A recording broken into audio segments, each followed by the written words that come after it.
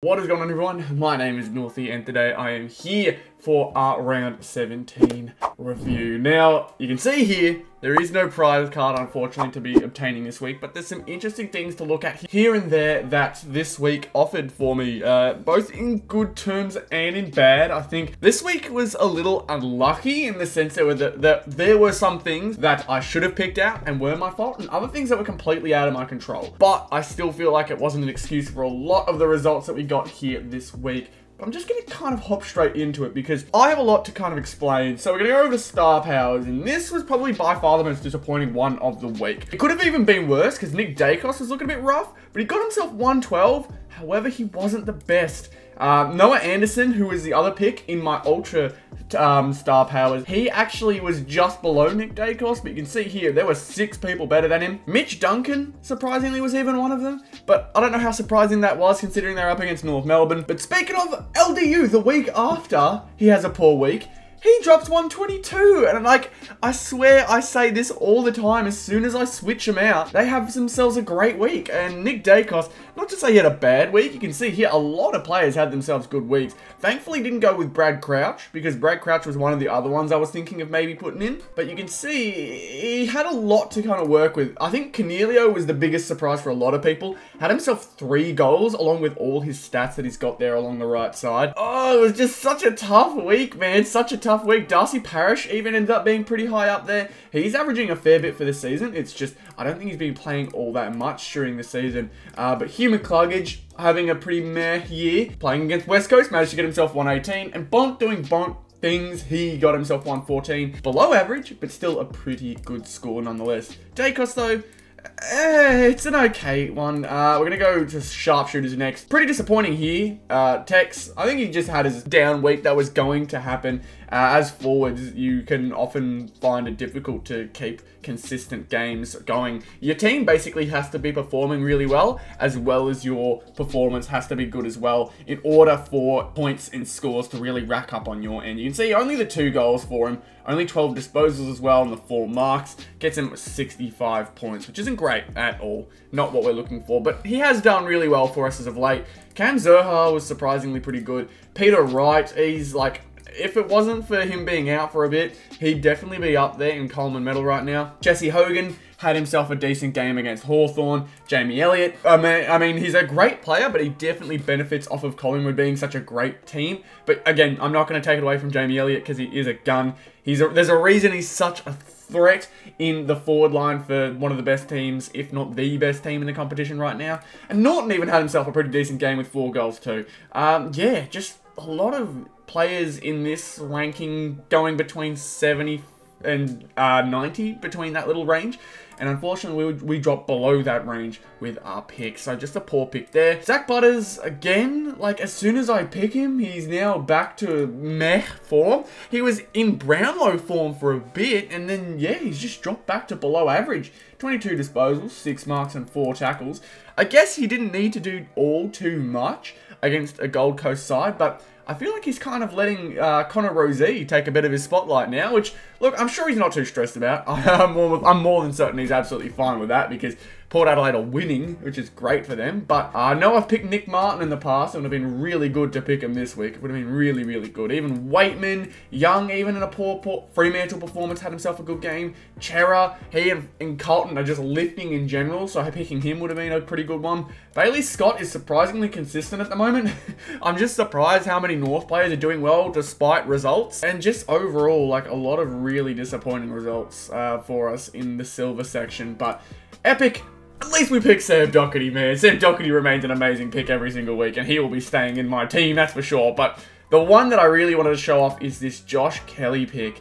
Man, was this bad. 6 disposals. 6. And he didn't get subbed out either. That was his game. That was his game. He did absolutely nothing. To be fair, he was tagged by one of the Hawthorn players, one of the younger Hawthorn players. But Nick Dacos has been tagged in the past. And so you'd think that, like, maybe he'd still be able to play his game. But he got shut out completely, man. It was so frustrating to watch. I'm like, this could be the week. They're up against Hawthorn. Surely he'll have himself a half-decent game. No, not at all. Horrible pick. This one couldn't have gone much worse for me, really. Merritt with 5 times his score with 150. Jack Steele even went back in time and got himself a 146 performance. Neil, who I've picked in top 4, had himself 127. Laird with 116. He's been a bit meh this year compared to last year, but even he had himself a good game. Kelly even keeps doing really well. Just like, I don't know how I keep picking the poor players, but we didn't even average 100 per player. We got ourselves ranked 466 and 408 points for the week. Like, this is really frustrating stuff now. I don't know how I keep picking the wrong players. I don't know how I keep doing it. It's frustrating, but you gotta move. You gotta keep going. Ultra star powers. Let's have a look at this. Now, again, a pretty disappointing week. This one we had 2 different players that we've got their team star powers of. Both of them outperformed Jack McRae. The only ones who didn't play. Jack McRae with 93. Tim Kelly, again, still getting himself really good performances, even playing for West Coast against Brisbane. How does this keep happening? And then, like I mentioned, like, I technically pulled this Jack Steele at the perfect time, but didn't take advantage of it, man. He got himself 146 for nothing. Then we go over here, Noah Anderson. Like, again, not a bad pick, but come on, 2 more team star powers. I picked LDU last week and he gave me 60. I drop him, he gives me double that. Like, this is getting out of control now. The amount of times I have been trolled by my own players. And then Cornelio topped it, and I have his double points player. How does that make any sense, man? I don't get it. I don't understand what I'm doing wrong now. And then this one hurts. 69 points? Really, Tom Green? After averaging 115 for the season, multiple good games in a row, I pick you and you drop 69 points? Sure, it's nice, but it's not good enough, man. It's not good enough at all. He's lucky I have no other double points players, so I can't really get too mad, but I'm looking here. Sloan would have been better somehow. Zoha even would have been better. Like, I don't know how that happened. And then, oh, thank God I didn't pick Ben King this week. That could have been horrible. But, oh my God, just such a horrible week for star powers. Rank 158, 712 points, and people averaging high 800s in order to get... I don't know if I'll get a single star powers card this year. It's getting really scary. But we're going to head over to top team now. Our top 4 doesn't look terrible. Dawson was the best backman. You can see right here, we picked the best backman for the week. And Errol Gordon was the best forward player for the week. So 2 good picks. Sets us up well, right? Well, you have Lockie Neal, who realistically should be a good pick, but Steele, Merritt, Cornelio, and Duncan all beat him. If it was just Duncan who was better, then we could live with a pick, but Merritt had 150, Steele 146. That's really good. And then I think this is where we lost it. Our ruck. The best player of the round got 50 more points than him. Look at this. This is a ridiculous stat line from a ruckman. 30 disposals, along with 10 marks. All he needs is more hitouts and he smashed it. Even with a lackluster amount of hitouts compared to his average, he's had himself an incredible week. Rowan Marshall may be the next big pick. And this is kind of what I'm trying to look at now, because a lot of the time, I don't compare enough. You can see here, Darcy Cameron, who was Tim English's opponent, had 77, but Tim English himself didn't do all that well against him. You can see he actually had more hit out to Cameron. So English, when he gets involved with the ball, he's a great pick, but he just isn't at the moment. He's starting to get a bit lackluster with it all. And I had to look through, and again, the team that I'm picking out the most, that the mismatches come through, is Sydney.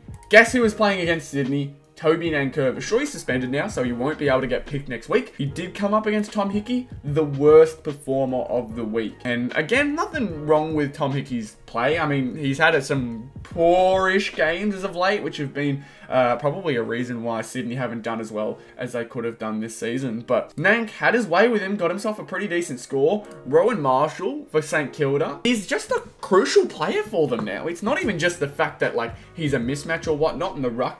He's just all over the ball. And you'd say even that, like, he could be, like, just as important as Steele is now, or even just as reliable, because, like, Rowan Marshall puts consistently good games up, and Sean Darcy, 58 hitouts, his new career high, I think. And that was against Carlton, who had no ruckman from what I remember. Or at least didn't have a good enough ruckman. Jack Silvani, I know, is technically a consistent ruckman for these guys. But like, Sean Darcy, he's having his way with Sauce, son of Sauce, any day he wants. It's unfortunate, but Sean Darcy, even though only the 14 disposals and 3 marks, the 58 hitouts will do it for you. It sure will. But Rowan Marshall, that is an incredible week. And so I'm going to try and pick out as best as I can. I'm going to try and mismatch or mix and match to try and find the best opponents. But even though we had 2 of our best two of the best performers for the round. We finished with a really nice rank. We finished with a nice rank. Rank 69, 475 points, so at least averaged over 100, a fair bit over 100 for each player, but you can see 10th was 513. We had to be much higher than that, and I think that comes with a ruck change. I think this is where we lost it. If we had picked Rowan Marshall, we would have gotten a prize card.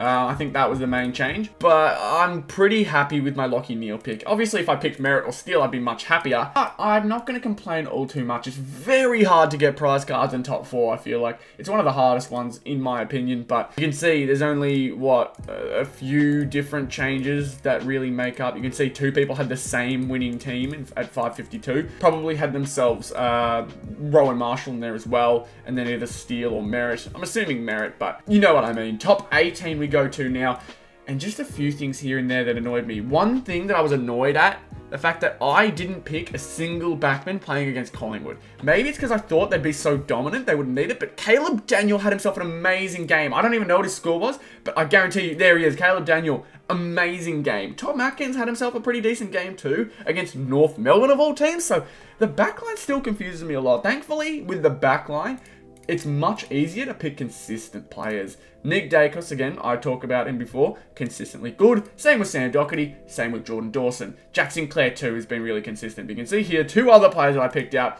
Voston, who unfortunately went back to his previous form, and Will Day, who was below average. He looked like he was going to burst out in this game, but unfortunately not. Caleb Daniel, I don't know why I didn't pick Caleb Daniel. I feel like that should have been an easier pick for me. It's frustrating, but you have to live with it. You have to live with it. Hayden Young may be a player I pick up sooner rather than later, but again, that'll be because they were getting pumped by Carlton's forward line, and he was needed a lot more.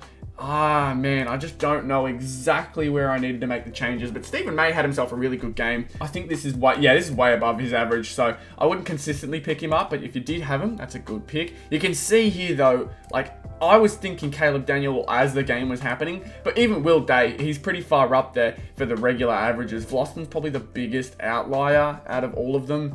You can see we rely heavily on the normal players, so a bit okay in there. I'm not terribly stressed, but midfield is where it gets really bad.